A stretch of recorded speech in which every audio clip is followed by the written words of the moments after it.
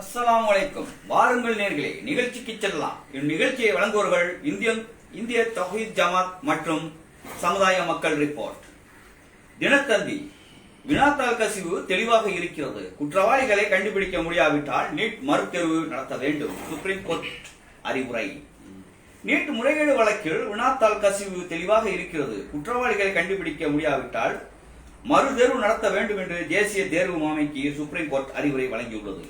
புதுடெல்லி. இளநிலை மருத்துவம், பல் மருத்துவம், ஆயுஷ் மற்றும் அது தொடர்பான படிப்புகளுக்கான நுழைவுத் தேர்வு கடந்த மே 2 நடந்தது. முறைகேடுகள் அம்பலம். 24 லட்சம் மாணவ மாணவிகளின் எழுதிய இந்த தேர்வு முன்னே வினாத்தாள் வெளியானதால் கசிவானதால் இந்த மாதிரி பிரச்சனை வந்து அதனால மறுதேர்வு வைக்கணும்னா எப்படி வைக்க முடியும்? அப்பண்டா நம்ம நாட்டில் கல்வி எந்த அளவுல இருக்குது, எந்த அளவுல நம்மளுடைய கவர்மெண்ட்கள் ஸ்டேட் ஆஃப் சென்ட்ரல் எந்த அளவுல போய்கிட்டு இருக்காங்க, இந்த நாடு எதை நோக்கி போய்கிட்டு இருக்குன்னு பாருங்க. பெரும் பெரும் தலைவர்களா மறுஆகிக்கிட்டு இருக்காங்க. ஆமா, அங்க ஒரு தலைவர், அதாவது ஒரு தலைவனை கொள்ற அளவுக்கு இந்த நாட்டுல இது இருக்குன்னா அப்ப என்ன ஒரு பாதுகாப்பு இருக்கு மக்களுக்கு? பட்ட பகல் இப்ப நைட்டோ பட்ட பகல்லையோ போட்டு தள்ளி இருக்காங்க ஒரு தலைவரை. அவர் எந்த கட்சியா இருந்தாலும், அதாவது இப்ப என்ன தெரியுமா, உலகத்துல ஒரு நிலவிக்கிட்டு இருக்க ஒரே ஒரு காரணம், மக்கள் இப்ப எதை நோக்கி போறான்னா வாழ்றவங்கள பூமியில், அதாவது இந்த பூமியில் உள்ள ஆசை மனிதருக்கு அதிகமாயிடுச்சு. அதனால நம்மளும் அந்த மாதிரியே வரணும், காசு பணம் பொருள் பொன் அந்த மாதிரி ஆசையில மனிதர் மூழ்கி விட்டான். அதாவது நீங்க ஒரு நல்ல பாதைக்கு போகணும்டா குர்ஆன்ல சொல்லியிருக்கு. நீங்க மௌத்த நினைச்சேன்டா இந்த இதெல்லாமே உங்களுக்கு அழுத்து போய்விடும் குர்ஆன்ல சொல்லியிருக்காங்க. ஆனா இன்னைக்கு உள்ளவங்களுக்கு ஃபுல்லா இந்த உலக ஆசையை தான் பற்றி இழுக்கிறாங்க அப்படின்னு அர்த்தம். அதாவது மகாபெரிய வீரன் அலெக்சாண்டர் உலகம் ஃபுல்லா போர் என்று எல்லாத்தையும் வென்று வந்தாரு. ஆனா கடைசியில் அவர் சாகுறதுக்கு முன்னாடி தன்னுடைய தளபதியை கூப்பிட்டு சொல்லியிருக்காரு எப்படின்னா, நான் இறந்ததுக்கு அப்புறம் சிறந்த மருத்துவர்கள் கொண்டுதான் என்னுடைய சவப்பெட்டியை தூக்கணும். அதற்கு அப்புறம் நான் சேர்த்து வைத்திருக்க செல்வத்தை எல்லாம் நான் போகும்போது ரோட்டு வழியே இறைச்சிக்கிட்டு போகணும். அதுக்கப்புறம் என்னுடைய கை ரெண்டையும் வெளியில வச்சுட்டு சவப்பெட்டியில கொண்டு போகணும். அதுக்கு தளபதி கேட்டிருக்காரு, இதெல்லாம் கரெக்ட், இதெல்லாம் ஏன் செய்ய சொல்லி சொல்லியிருக்காரு. எந்த மருத்துவராலையும் சாவை மட்டும் தடுக்க முடியாது. அதே மாதிரி செல்வத்தை இறக்க சொல்றா, நம்ம எப்படி வந்தோமோ அப்படித்தான் போறோம். இந்த செல்வம் எல்லாம் நம்ம எவ்வளவுதான் சம்பாதிச்சு என்னதான் இது பண்ணாலும் இந்த பூமியிலேயே தங்கிடும். இதனால ஒரு பயனும் இல்லை. கையை ஏன் வெளியே வச்சுட்டு போக சொல்றேன் அப்படின்டா, நம்ம செஞ்சுக்கிட்டு போறோமே நன்மை நல்லது, அதுக மட்டும்தான் நம்ம நாளைக்கு கொண்டு போவோம். எப்படி பிறக்கிறோமோ பிறந்த வேண்டியோட அப்படித்தான் நம்ம திரும்ப இறக்குறோம் அப்படிங்கறதுக்காக சொல்லிட்டு போயிட்டாரு. அதனால சிறந்த மருத்துவர்கள் கொண்டுதான் உங்களை தூக்கிட்டு போனா, மருத்துவரை நீங்க தூக்கிட்டு போற, நாளைக்கு உனக்கு இதே சாவு இருக்கு, இதே சாவு பெற்று வச்சு ஒன்னே மருத்துவர்கள் தூக்கிட்டு போவாங்கன்னு சொல்லிட்டு போயிருக்காரு. தினமணி தலைப்பு செய்தி நீட் மறு தேர்வு தேவையா அப்படின்னு சொல்லிட்டு முறை தலைப்பா போட்டிருக்காங்க. முறைகேட்டின் தீவிரத்தை ஆய்வு செய்ய உத்தரவு உச்சநீதிமன்றம் பிறப்பித்திருக்கு. ஜூலை 11 மறு விசாரணைக்காக இந்த நீட்டுக்கு வந்திருக்கு. புதிய குற்றவியல் சட்டங்களில் திருத்தம் செய்ய குழு முதல்வர் ஸ்டாலின் அவர்கள் உத்தரவு. வன்னியர் வாக்குகள் யாருக்கு? விக்கிரவாண்டி பிரச்சாரம் நிறைவு. நாளை வாக்குப்பதிவு. நாளைக்கு அங்க எலெக்ஷன். பொறியியல் படிப்புகள் தரவரிசை பட்டியல் நாளை வெளியீடு. ஜம்மு காஷ்மீரில் பயங்கரவாதிகள் தாக்குதல், 5 ராணுவ வீரர்கள் உயிரிழப்பு. சென்னை புதிய காவல் ஆணையர் அருண், சட்ட ஒழுங்கு ஏடிஜிபி டேவிட்சன் தேவாசீர்வாத் நியமிக்கப்பட்டிருக்காங்க. மணிப்பூரில் ராகுல் காந்தி நிவாரண முகாம்களுக்கு மக்களை போய் சந்திச்சிருக்காரு. ஆமா, அவர் போய் அங்க எல்லாம் சரியாயிருச்சா அப்படின்னு பார்த்தா மக்கள் எல்லாம் இன்னும் மணிப்பூர்ல முகாம்ல தான் இருக்காங்க. அங்க என்ன சுகாதாரம் இருக்கு என்ன இருக்குன்னு தெரியல. அந்த மக்கள் எல்லாம் ராகுல் காந்தியை பார்த்த உடனே ஓடி போய் ஆற தழுவி பேசியிருக்காங்க. எங்களை பார்ப்பதற்காக முதல்வரும் வரவில்லை, மணிப்பூருடைய முதல்வரும் வரவில்லை, பிரதமரும் வரவில்லை அப்படின்ட்டு. பிரதமர் வந்து ரஷ்யாவுக்கு போயிட்டாரு. அவரு ரஷ்யாவுக்கு போயிடுவாரு. அவரோட கூட்டணி கட்சி தொட்டாலும் பிரச்சனை இல்லை. அவர் வந்து பிளைட்ல இருப்போம் எல்லாருக்கும் கையை காட்டணும். இந்த மாதிரி ஒரு பைத்தியக்கார உலகத்துல பாத்துருக்கமா? நாட்டை பத்தி ஒரு சிந்தனை இல்ல, நாட்டுக்கு ஒண்ணும் பண்ணவும் இல்ல. அவன் ஜெயிச்சாலும் இல்ல, அவன் ஆளுங்கட்சியில இருந்து அவன் வந்தாலும் வீரமாக்கி எவன்ட்டையாவது போய் காக்கா பிடிச்சாவது பிரதமர் பதவியில உட்காரணும். முதி சாக போறன்ற சங்கரதார உனக்கு எதுக்கு விட்டு கழிட்டு போய் என்ற கோயில் உடம்பு போவான். எவன்ட்டையா இளைஞர்களுக்கு கொடுத்துட்டு நாட்டை போட்டு படுத்தது பத்தாது நாட்டை. இது வந்து மக்கள் வந்து அவ்வளவு வெறுத்து போய் இருக்காங்க அப்படிங்கறதுதான் வெளிப்பாடா இருக்கு.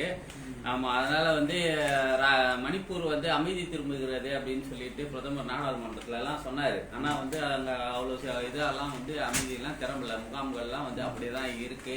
வாழ்விடங்களுக்கு போகல, உரிய வீடுகள் அவர்களுடைய உரிய வீடுகள் அவர்களுக்கு கிடைக்கல. பள்ளிக்கூடங்கள் மிகப்பெரிய அளவுல வந்து திறக்கப்படலை.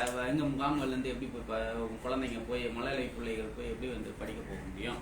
அப்போ வந்து எதுவும் இன்னும் அங்க வந்து சீரான நிலை வரவில்லை. அதற்கு இன்னும் கூடுதலான நடைமுறைகள் தேவைப்படுகிறது. அதற்கான டபுள் இன்ஜின் சர்க்கார் வந்து மெத்தனமாக இருப்பதை தான் நம்ம வந்து இந்த ராகுல் காந்தியினுடைய பயணம் வந்து நமக்கு வந்து சுட்டி காட்டுது. நீட் தேர்வு விஷயமா என்ன சொல்லியிருக்காங்கன்னா, எங்க முறைகேடு நடந்ததோ 23 லட்சம் மாணவர்களையும் திரும்ப தேர்தல் தேர்வு நடத்தணும் அப்படின்னா அது ஆகாத காரியம், அது சரி வராது. எந்த மாநிலங்களில் எந்த நீட் தேர்வு நடந்த மையங்களில் வந்து குளறுபடிகள் பிரச்சனைகள் உள்ளதோ, எங்க வந்து கசிவு தாள் வெளியானதோ அந்தந்த பகுதிகளை கண்டறிந்து முறையாக இன்வெஸ்டிகேஷன் பண்ணி அதை வந்து நேஷனல் டெஸ்டிங் ஏஜென்சி வந்து அதை முறையா வந்து தாக்கல் செய்யணும் அப்படின்றதும் சிபிஐக்கும் வந்து உச்ச நீதிமன்றம் வந்து உத்தரவிட்டு நீங்க தாக்கல் செய்யுங்க. அந்த பகுதிகளில் மட்டும் நடத்துவதற்காக முயற்சிப்பதற்கு தோதுவாக இருக்கும் அப்படின்ட்டு வந்து ஒரு ஆலோசனை அடிப்படையிலையும் உத்தரவாகவும் வந்து உச்ச நீதிமன்றம் கொடுத்திருக்கு. டிஜிபி இவர் சென்னை ஆணையராக சங்கர வந்து அருண் அவர்களை வந்து போட்டிருக்காங்க. அவர் வந்து ஏற்கனவே நிறைய பொறுப்புகள்ல தமிழ்நாட்டில் இருக்கக்கூடிய ரவுடிகளுக்கு வந்து அவர்கள் புரியும் மொழியில் நாம வந்து அவங்களுக்கு புரிய வச்சு கட்டுப்படுத்துவோம் அப்படின்ட்டு வந்து சொல்லியிருக்காரு. ரவுடியை பயந்து போயிட்டானே. இப்ப ரவுடியே என்ன ரவுடி தொழில பண்றவனுக்கு இதாயிட்டான். ஏன்னு சொல்லுங்களேன், நீங்க கொடுக்குற டார்ச்சர்ல இவங்கிட்ட பொய்யாடா ரவுடி தொழில பண்றது அப்படின்னு நீங்க டக்குன்னு கூட காசு கொடுக்குறீங்க. ரவுடியே திருந்திடுறான், மனம் திருந்திடுறான். உங்களோட ஆட்சியில தான் ரவுடியே மனம் திருந்தி வேணாண்டா நீங்க தான்டா ரவுடி அப்படின்னு சொல்லிட்டு வடிவில் சொல்லுவான்ல, நீ யாரா ரவுடி கேட்டு இருக்கும்போது ஒரு பொம்பளை வந்து அடிச்சு அக்கா நீ தான் ரவுடி, அது மாதிரி ரவுடி தான் கிடையாது. இப்ப அவங்க கால விழுந்துட்டு போயிடாரு, நீங்க தான்டா ரவுடின்னு போயிட்டாங்க அவங்க. ஆமா, வேங்கை வெயில வந்து 2 ஆண்டுகள் ஆகியும் ஒருவர் கூட கைது செய்யப்படாதது ஏன் அப்படின்ட்டு வந்து உயர் நீதிமன்றம் வந்து காவல்துறையை வந்து நல்ல நாக்க மாதிரி கேட்டிருக்காங்க. எத்தனை கொலை என்ன நடந்தாலும் எதுக்கு கேள்வி கேட்க மாட்டாங்க, எதுவும் இது கிடையாது.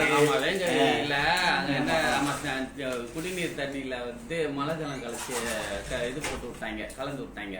அந்த வழக்கை வந்து இன்னும் ஏன் வந்து கண்டுபிடிக்கல, ஏன் கைது செய்யப்படல அப்படின்னு நாங்க விசாரிச்சுட்டு இருக்கோம். எல்லாம் செஞ்சு இந்தியா முழுவதும் நடக்கு. இந்தியா முழுவதும் எதையும் கண்டுபிடிக்க மாட்டாங்க.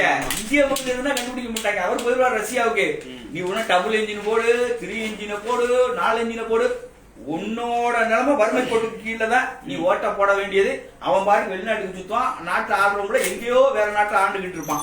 இந்த கதை தான் ஓடிக்கிட்டு இருக்க தவிர இந்தியாவில இதுவரைக்கும் இந்தியாவிலயோ தமிழ்நாட்டில இந்தியாவுல மாநிலங்கள்லயோ இதுவரைக்கும் வேலை வாய்ப்புல இருந்து எந்த முன்னேற்றமும் கிடையாது. சுதந்திரம் அடைந்த காலத்திலிருந்து இன்ன வரைக்கும் அப்படித்தான் இந்த நாடு சென்று கொண்டிருக்குது. தயவு செய்து மீடியா நேயர்களே அனைவரும் உற்று கவனிக்கவும். எல்லாமே அப்படித்தான் இருக்கு. சமுதாயத்துல அப்படி அதே லட்சணத்துல இருக்குது, அரசியல் அப்படி இருக்கு, எல்லாம் அப்படி இருக்கு. ஆக மொத்தம் ஒரே ஒருத்த மட்டும் கரெக்டா இயக்கிட்டு இருக்கான், மேல உள்ள மட்டும். மத்த எவனுமே சரி கிடையாது. இதுதான் உண்மை.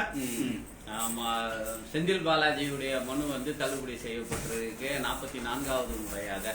செந்தில் பாலாஜியும் நீதிமன்றத்துக்கு ஏதோ காதல் கடிதம் மாதிரி வந்து ஒரு மனு போடுறதும் அவங்க தள்ளுபடி பண்றதும் இதே நிலைமையை தான் போய்கிட்டு இருக்கு. 44 முறை இந்திய வரலாற்றிலேயே ஒருவர் வந்து ஜாமீன் கேட்டு 44 முறை மனு போட்டிருக்காரு.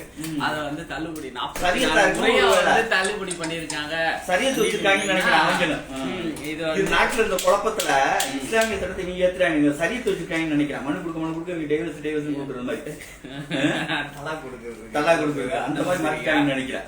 சரி.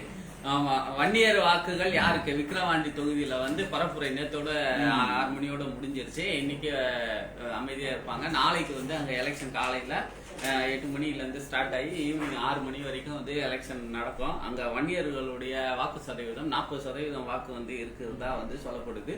அந்த 40% வாக்குகளும் முழுமையாக பாமக வந்து அழணும் அப்படின்னு சொல்லிட்டு பாமக வந்து ஒரு யுத்தியை கையாண்டிருக்காங்க. என்னன்னா 10.5 உள் ஒதுக்கீடு வந்து வேணும் அப்படின்னு சொல்லிட்டு அந்த அந்த ஆயுதத்தை அவங்க கையில எடுத்து பேச ஆரம்பிச்ச உடனே போக்குவரத்து துறை இவர் சிவசங்கரை வந்து என்ன செஞ்சிருக்காங்க, சட்டசபையில விட்டு முதல்வர் வந்து பேச விட்டு அடிச்சு தள்ளி இருக்காரு. சரியா, வன்னியர்கள் வந்து கூடுதலா வந்து இடம்பெற்று வந்துகிட்டு இருக்காங்க. 10.5% மேல வந்து வந்துகிட்டு இருக்காங்க. ஆனா இப்ப நீங்க 10.5 வந்து உள் ஒதுக்கீடு வந்து நிரந்தரமாக்கப்பட்டால், சட்டமாக்கப்பட்டுட்டா அதுக்கு மேல நீங்க தாண்ட முடியாது. இப்ப கூடுதலா வந்து பயன்பெற்று இருக்கக்கூடியது வந்து லாஸா போயிடும், அந்த சமூகத்துக்கு நஷ்டமா போயிடும் அப்படின்னு சொல்லிட்டு வந்து சட்டசபையில பதிவு செஞ்சு ஒரு கோல் ஒண்ணு அடிச்சிருக்காரு முதல்வர். இது போக சாதிவாரி கணக்கெடுப்பு நடத்தணும் அப்படின்னு சொல்லிட்டு வந்து சட்ட தீர்மானம் நிறைவேற்றி மத்திய அரசுக்கு வந்து நடத்தணும் அப்படின்னு சொல்லிட்டு போட்டிருக்காருல, அது வந்து வன்னியர்கள் அல்லாத மற்ற ஓட் பேங்க் சமூகங்களை உள்வாங்கணும். இப்பதான் எல்லா சமூகத்தையும் ஒன்னா சேர்த்து இப்பதான் இந்தியாவை உருவாக்க போறீங்க. இனிமேல் இந்தியா உருவாக்க பாதி பேர் அடக்க முடியாச்சு, இன்னும் பாதி பேர் இருக்கு, அவனையும் அடைக்கிட வேண்டியது. நீங்க இனிமே கணக்கெடுப்பு எடுத்தா என்ன, கணக்கெடுப்பு எடுக்கலன்னா என்ன, அவன் இருக்கிறத சாப்பிட்டு போய்கிட்டு இருக்காங்க அந்த நாட்டுல. போங்கடா டே போங்கடா, நீங்க என்னடா ஆளுங்கட்சி. ஆமா, ஆளுங்கட்சி திமுகவினுடைய 10 எம்எல்ஏக்கள் அமைச்சர்கள்லாம் வந்து போய் என்ன செஞ்சிருக்காங்க, முகாமிட்டு விக்கிரவாண்டியில வந்து தேர்தல் பிரச்சாரங்களை தேர்தல் பணிகளை வந்து கையாண்டு இருக்காங்க. அந்த தேர்தலில் வந்து விக்கிரவாண்டியில வந்து அதிமுக வந்து நிராகரிச்சுட்டாங்க, நாங்க நிக்கல அப்படின்னு சொல்லிட்டு இது பண்ணிட்டாங்க. ஆனாலும் பிஜேபி அண்ணாமலை வந்து அதிமுகவை கார்னர் பண்ணி தான் பேசுறாரு. அவங்க எலெக்ஷன்லயே நிக்கல, அவங்க எலெக்ஷன்லயே நிக்காதவங்களை கூட அண்ணாமலை வந்து அவங்களதான் கார்னர் பண்ணி பேசுறாரு. அதுதான் வந்து அண்ணாமலை என்ன சொல்றது அப்படின்னு தமிழ்நாட்டுக்கு மோடி மாதிரி ஆயிரலான்னு பார்த்தாரு. தமிழ்நாட்டு மக்கள் எல்லாம் ஆட்டை இருக்கிற மாதிரி கொண்டு போய் எல்லா சைடும் அறுத்து விட்டாங்க. இவங்க எந்த சைடு போறதுன்னு தெரியாம ஆட்டை வந்து கூண்டுல வச்சிருந்து அறுத்து விட்டாங்கடா, அந்த பட்டியல விட்டு அறுத்து விட்டாங்க, அது எங்கிட்டு போறதுன்னு தெரியாது. அது மாதிரி ஆகி போச்சு. அக்கா தமிழிசைக்கா சொல்லிச்சு, தோரே மலர்ந்து தீரும்னு கத்துச்சு. கடைசியில புஷ் ஆக்கி விட்டாங்க 2 பேர்த்தையும். இதனாலதான் இப்ப பிரச்சனை ஆகுது. ஆனா புஷ் ஆக்குனது கரெக்ட், நீ டபுள் இன்ஜின் ஆக்குனது கரெக்ட். ஆனா ஒரு தெளிவான இந்தியா ஆட்சி வரல. அதாவது இந்த வெற்றி உண்மையில சொல்ல போனா ராகுல் காந்திக்கு தான் வெற்றி. ஏன்னு சொல்லுங்க, பப்புன்னு சொல்லி போராடி ஆக மொத்தம் இன்னைக்கு வந்து ஒரு ரிமோட்டு, 2 ரிமோட் ஒரு டிவி மாதிரி உட்காந்துட்டாருல. ஏன்னா இப்ப இவரால் ஆட முடியாது. ஏண்டா பாரதிய ஜனதாவோட அதிக பெரும்பான்மை பெறல, தோழமை கட்சிகள் உட்காந்துருக்கான். ஏதாவது பண்ணா ரிமோட் அமைக்கலாம் மோடி அவர்களே. உனக்கு அதை பத்திலாம் உங்களுக்கு கவலை இல்ல, நீ பிள்ளைக்கு ரஷ்யா போ, அடுத்து அமெரிக்கா போ, போய்கிட்டே நீ போய் ஜாலி பண்ணிட்டு பொண்டாட்டியோட ஜாலியா என்னடா ஆட்டம் ஆடினிய பத்தியெல்லாம். நீ ஆடின ஆட்டம் அவனுக்கே பொறுக்கல, அவன் தான் மக்களை திருப்பி ஓட்டு போட வச்சிருக்கான்னு நினைக்கிறேன். அடுத்த இதுல அனவரவா ஏதாவது மாற்றம் நடக்கும். என்ன தெரியுமா, எதனால சொல்றோம் தெரியுமா, நீ பாரதிய ஜனதா ஆளு, காங்கிரஸ் ஆளு, நல்லதான் மாற்றி செய்ய, எந்த ஜாதி பிரச்சனை எதுவும் இல்லாம. அதாவது சமுதாயம், அதாவது ஜாதி மதமற்ற நாடு, எல்லா மக்களும் வாழ்ற நாடு. இதுல ஜாதி பிரச்சனை உண்டாக்கி இதை உண்டாக்கி நீ அரசியல் வந்து ஒரே சைட சம்பாதிக்கும் போது நாட்டுல உட்காரக்கூடாது, எந்த பதவியிலையும் உட்காரக்கூடாது. அதாவது சமுதாய தலைவர் பதவியில இருந்து உட்காரக்கூடாது. அப்படி உட்கார்ந்தா உமரில் இல்லாத மாதிரி பதில் சொல்லணும், குர்ஆன் படி நடக்கணும், அப்படி உள்ள தலைவர் தான் இருக்கணும். நினைச்சுக்கல லேசுப்பட்ட நீ மௌத்தானா நாளைக்கு அல்லாஹ் உன்கிட்ட கேப்பா உட்காந்தையே. அதாவது எப்படின்னா ஒரு ஆள் வெட்டுப்பட்டு வந்திருக்காரு. அப்போ வந்து உமரில் கேட்டிருக்காங்க, இவனாலதான் வெட்டுப்பட்டு இருக்காங்க, இரு பின்னாடி வர்றான் இப்படி வர்றான் அப்படின்னு பார்த்து தீர்ப்பு சொன்ன சமுதாயத்தை சேர்ந்த இன்னைக்கு உள்ளவங்க உலகாசையில மூழ்கி கிடக்குறீங்க.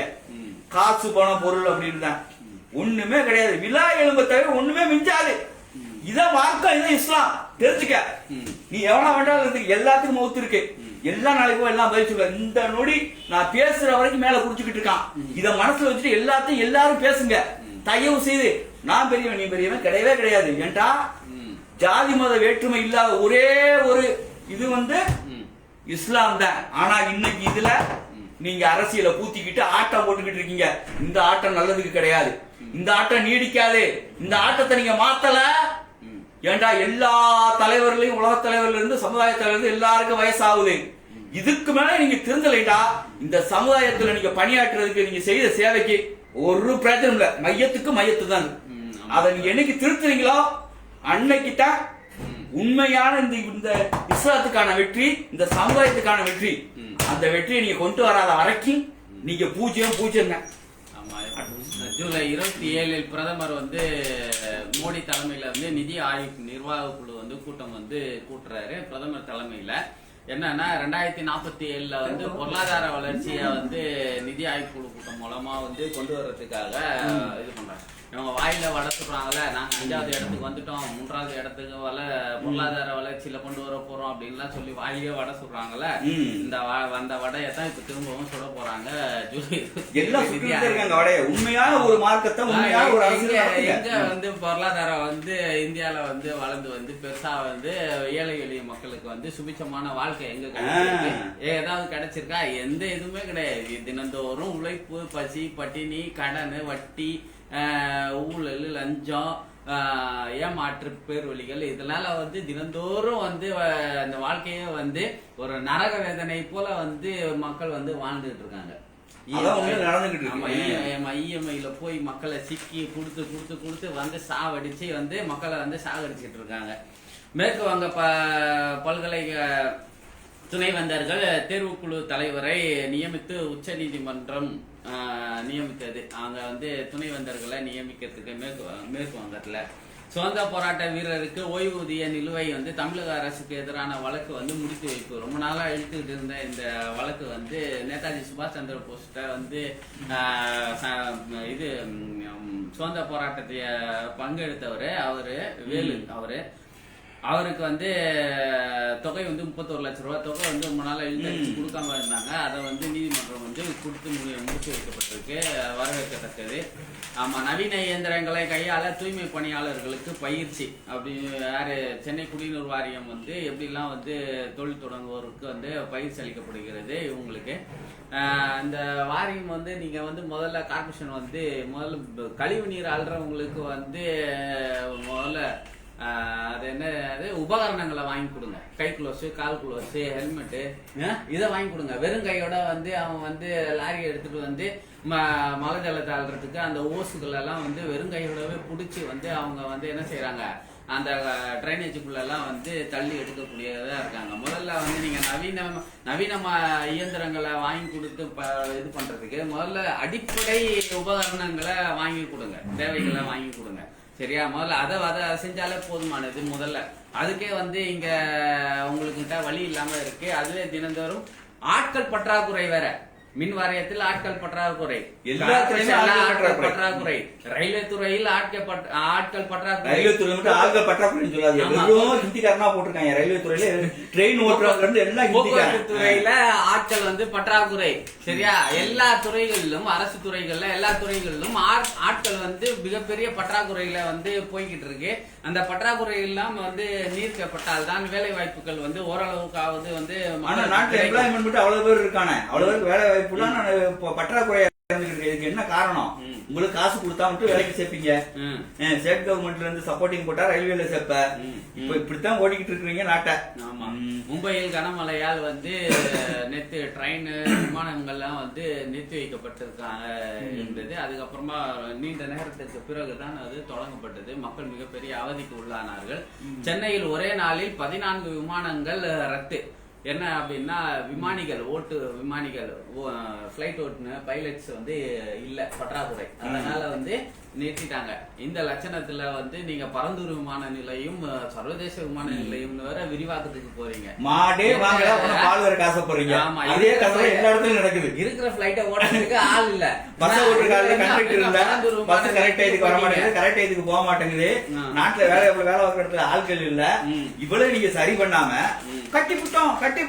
அதாவது அப்துல் கலாம் சொன்னது மாதிரி கண்ணமுடி கனவோட பரந்தூர் விமான நிலைய நீங்க உருவாக்குறதுக்கான அந்த கிராம மக்கள் என்ன முடிவு எடுத்து வச்சிருக்காங்கன்னா, நீங்க அதை அமுல்படுத்துறதுக்கு நீங்க உறுதியான நடவடிக்கைகள் எடுத்துக்கிட்டு தொடர்ச்சியா வந்துகிட்டு இருக்கீங்க. நாங்க தமிழ்நாட்டை விட்டுட்டு ஆந்திரா ஸ்டேட்டுக்கு போய் தஞ்சம் புகுது அகதிகளை நாங்க பொழிச்சுக்க போறோம் அப்படின்னு வேலை நடந்துட்டு இருக்கு. அது தொடர்ச்சியா அவங்களும் போராடிட்டு இருக்காங்க. இப்ப என்ன சொல்றாங்கன்னா, எங்களை நீங்க கண்டுக்காத, எங்களை வந்து நீங்க கவனிக்காத இந்த அரசு கீழே நாங்க இருக்க விரும்பல, நாங்க ஆந்திர அரசுக்கு போய் மொழி தெரியாத மாநிலத்துல போயாவது நாங்க அகதிகளாவது நாங்க பொழைச்சிக்குவாங்க அப்படின்னு சொல்லிட்டு கிட்டத்தட்ட அந்த நிலைக்கு வந்து அவர்கள் தள்ளப்பட்டு இருக்கிறார்கள். அந்த மக்களை வந்து அந்த அரசாங்கம் கருணை உள்ளத்தோடு வந்து தாய் உள்ளத்தோடு பார்க்க வேண்டும் என்பதும் வந்து செய்தியின் வாயிலாக நம்ம வந்து சொல்லிக்கொள்ள விரும்புகிறோம். எந்த அரசு? தமிழக அரசு, திமுக அரசு. தமிழக அரசுக்கு இதுக்கு என்ன சம்பந்தம் இருக்கு? மத்திய அரசு தமிழக மக்கள் மத்திய அரசினுடைய உத்தரவா இருந்தாலும் தமிழக அரசு வந்து நிர்வாக ரீதியான அட்மினிஸ்ட்ரேஷன் அவங்க தானே பதில் தான் கொடுக்க முடியும். நிர்வாகம் வந்து எல்லாமே மத்திய அரசு கண்ட்ரோல், தமிழக அரசு கண்ட்ரோல் அங்க ஒண்ணுமே இருக்காது. வக்கீல்கள் கோர்ட்டு புறக்கணிப்பு, புதிய குற்றவியல் சட்டங்களை எதிர்த்து வக்கீல்கள் கோர்ட்டு புறக்கணிப்பு போராட்டம். பாரதிய ஜனதா வக்கீல்கள் வழக்கமாக கோர்ட்டுக்கு சென்றனர். புதிய குற்றவியல் சட்டங்களை திரும்ப பெற கோரி சென்னை ஹைகோர்ட்டில் வக்கீல்கள் கோர்ட்டு புறக்கணிப்பு போராட்டம் ஈடுபட்டனர். அது போராட்டம் நடந்துகிட்டே இருக்கு. பாரதிய ஜனதா இதெல்லாம் செலுத்தினது, சமஸ்கிருதத்துக்கு திணித்ததற்கு எதிர்த்து என்ற வக்கீல்கள் வந்து சொந்த சேவையோட செயல்பட விட மாட்டேங்கிறாங்க. அதாவது எல்லாத்தையுமே அடிமைப்படுத்தி புஷ் பண்ணியே சொல்றாங்க. சுதந்திர நாட்டுல சுதந்திரமா எதையும் பேசணும், எதையும் செய்யணும், அது எல்லா மனிதர்களுக்குள்ள உரிமை இருக்கு. அந்த உரிமையவே வந்து கோர்ட்ல உள்ள வக்கீல்களுக்கே தடை போடுறாங்கடா. அப்ப சாதாரண மக்களுக்கு என்ன சொல்ல வேணும்? இதுக்காக எல்லாருமே போராடினாங்க, எல்லா தலைவரும் போராடினாங்க. ஆக மொத்தம் இந்த நாட்டுல வந்து ஒரு பெரிய ஒரு இவருக்கு கீழே தான் எல்லாரும் வந்து அடிமையா போகணும் அப்படின்னு சொல்லல இஸ்லாம். நீ பேசு, உனக்கு எல்லா சுதந்திரமும் இருக்கு. ஆக மொத்தம் இப்ப வாய் சுதந்திரத்தை வந்து அடைச்சிக்கிட்டு வர்றாங்க. அதாவது யார் எதிர்த்து பேசுறாங்க, யார் நியாயத்தை பேசுறாங்க, யார் உண்மையை நடக்க சொல்றாங்களோ அந்த தலைவர்களா கொண்டுகிட்டு இருக்காங்க. ஏன்னு சொல்லுங்க, நம்ம ஆம்ஸ்ட்ராங் இருக்காரு தலைவர், அவன் வந்து பகுஜன் சமாஜ் தான். அவர் சிறுபான்மையினருக்கா போராடுறவர், எல்லா சிறுபான்மையினருக்கா போராடுறாங்க. ஆக மொத்தம் இவருடைய கொலை வழக்கு வந்து அண்ணாமலை தான் என்ன சொல்லியிருக்காரு, சிபிசிஐடிக்கு விசாரிக்க சொல்லியிருக்காரு. அப்ப இது எந்த நோக்கத்துல போகுது? அப்படின்னா இந்த மக்கள் எந்த இதுல வாழ்ந்துகிட்டு இருக்காங்க. அதாவது ஆக மொத்தம் பதவி ஆசையில தான் மனிதன் இருக்கிறானா அப்படிங்கிறது சுயரா தெரியுது. ஒருத்தனை கொண்டே தான் வரணும் அப்படிங்கிற ஒரு உலக ஆசை தான் இந்த மனிதனுக்கு வந்து அரசியல் ஆசையும் இந்த பதவி ஆசையில தான் மூழ்கி கிடக்குறான். ஆக மொத்தம் இதான் உண்மை, இந்த உலகத்துல தான் நிரம்பி இருக்கு, வேற ஒண்ணும் கிடையாது. மாஞ்சோலை தொழிலாளர்களை வெளியேற்ற தடை நீடிப்பு நீதிமன்றம் வந்து தடையை வந்து நீடிச்சிருக்காங்க. அதாவது அவங்களை வெளியேற்றக்கூடாது, அந்த மாஞ்சோலை டீ இலை தோட்ட தொழிலாளர்களை வெளியேற்றக்கூடாது. 2150 பேர் கிட்ட அங்க இருக்காங்க. 700 குடும்பங்கள் அங்க வந்து வாழ்ந்துட்டு இருக்காங்க. ஒரு நிமிஷம், இந்த மாஞ்சோலை பிரச்சனையில கைசர் அப்படின்ட்டு ராம்கோ சேர்மன் ராம்நாடுடைய இவர் யாரு ஃப்ரெண்டு, அதாவது நம்ம துணைத் தலைவருடைய ஃப்ரெண்டு, ஒரு திருமாவளவன் கட்சியில் இருக்கும்போது ஒரு 15 வருஷத்துக்கு முன்னாடி மாஞ்சோளம் இந்த இடத்து பிரச்சனைக்கு போன இடத்துல அங்க நடந்த துப்பாக்கி பிரச்சனையில அவரை மண்டையில திரட்டி அடிச்சு அவர் வந்து இறந்துட்டார். அவர் ராமநாடு இதாவது நடந்து ஒரு 15 வருஷம் இருக்கு. இந்த மாஞ்சோள பிரச்சனை ஒன்னும் ஓயல. இப்ப எத்தனை வருஷம் ஆச்சு? இப்ப அந்த டெண்டர் முடிஞ்சு 99 வருஷம் அந்த நிறுவனத்துக்கு கொடுத்த அந்த அது வந்து முடிஞ்சு. அது வந்து வனத்துறை பகுதிக்கு சேர்க்கணும் அப்படின்ற ஒரு தரப்பு கருத்தும், இன்னொரு தரப்பு வந்து இல்ல அரசே வந்து அந்த தோட்டத்தை எடுத்து அந்த மாஞ்சோலை தொழிலாளர்களுக்கு வேலை கொடுக்கணும், டீ இலை தோட்டத்தை அரசே எடுத்து நடத்தணும் அப்படின்னு சொல்லிட்டோம். தரப்பு இதுவும் சொல்லப்பட்டிருக்கு. நீதிமன்றம் வந்து அதை வந்து அரசுகிட்ட வந்து தள்ளி விட்டுருக்கு. இதுக்கப்புறம் வேலை வாய்ப்பு கிடைச்சி இவங்க புள்ளவட்டிய காப்பது என்னதான் கிடக்கு, எல்லாமே முடிஞ்சு போன சாப்பிட்டு இப்ப இந்தியாவில ஓடுது. ராமேஸ்வரம் மீனவர்கள் வேலை நிறுத்தம் தொடர்ந்து வந்து இலங்கை ராணுவம் வந்து அட்டுழியத்தினுடைய நீட்சியாக வந்து ராமேஸ்வரம் மீனவர்கள் வந்து வேலை நிறுத்தம் செய்யப்பட்டிருக்காங்க. இபிஎஸ் தலைமை தொடர்ந்தால் அதிமுக தொடர்ந்து வீழ்ச்சியை சந்திக்கும் அப்படின்னு சொல்லிட்டு வந்து ஓபிஎஸ் பன்னீர்செல்வம் அவர்கள் வந்து சொல்லியிருக்காரு. ஆமா, இப்போமான செய்திகள் வந்து ஒரே ஒரு செய்தி சொல்லிக்கிறேன். உக்ரைன் குழந்தைகள் ஆஸ்பத்திரி மீது ரஷ்யா ஏவுகணை தாக்குதல், 20 பேர் பலி.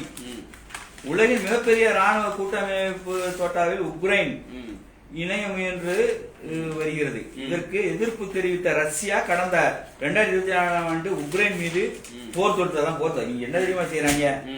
வெறும் குழந்தைகளுக்கு ஆஸ்பத்திரி, வெறும் இந்த ஏழை வாழ்ற இதுக்கு, அதாவது இந்தியாவில வந்து இந்த மணிப்பூர்ல கலவரத்தை முடிஞ்சு ஒன்னும் இது பண்ணாம வச்சோம் பாருங்க. இவங்களை தாக்கி ஏழைகளை தாக்கி இன்னைக்கு பணம் கட்டுற காலமா போச்சு உலகம். எப்படி வாய்க்கு இழைச்சவன் பிள்ளையார் மாதிரி நல்ல அவனுக்கு பழுவா உள்ள நாட்டுக்காரன் போய் மோதணும்.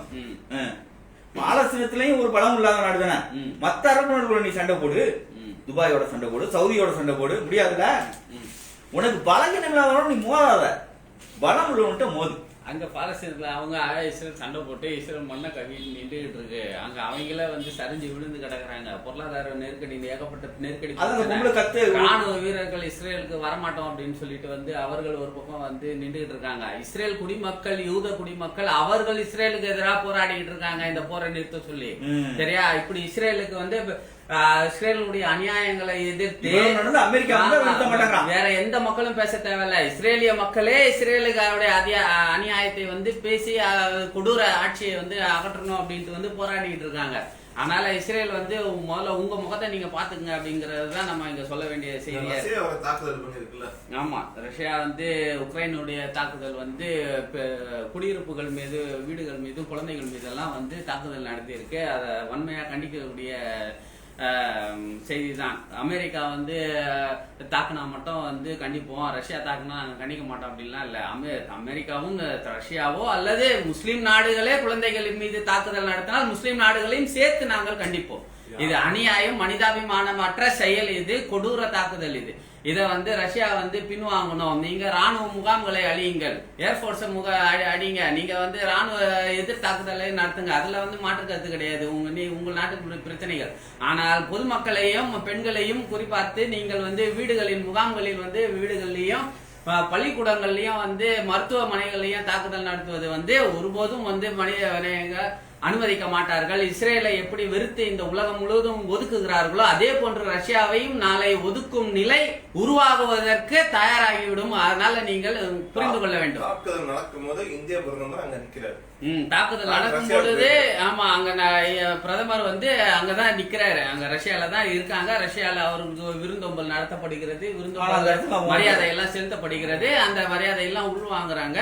ஆனா இந்த போரை பற்றிய பேச்சுவார்த்தை எந்த நிலையில் அப்படிங்கிறது கேள்விக்குறியானது. ஆமா, இதை சொல்லிக்கொண்டு நேரம் அதிகமாக இருந்தாலும், செய்திகள் அதிகமாக இருந்தாலும் நேரத்தை கருதி உங்களிடமிருந்து விடைபெறுவது என் முகமது ஜுல்பிகார், யாக்கத்தலி மற்றும் நம்மளுடைய கேமராமேன் மிஸ்டர் அனீஸ் அவர்கள். அஸ்ஸலாமு அலைக்கும்.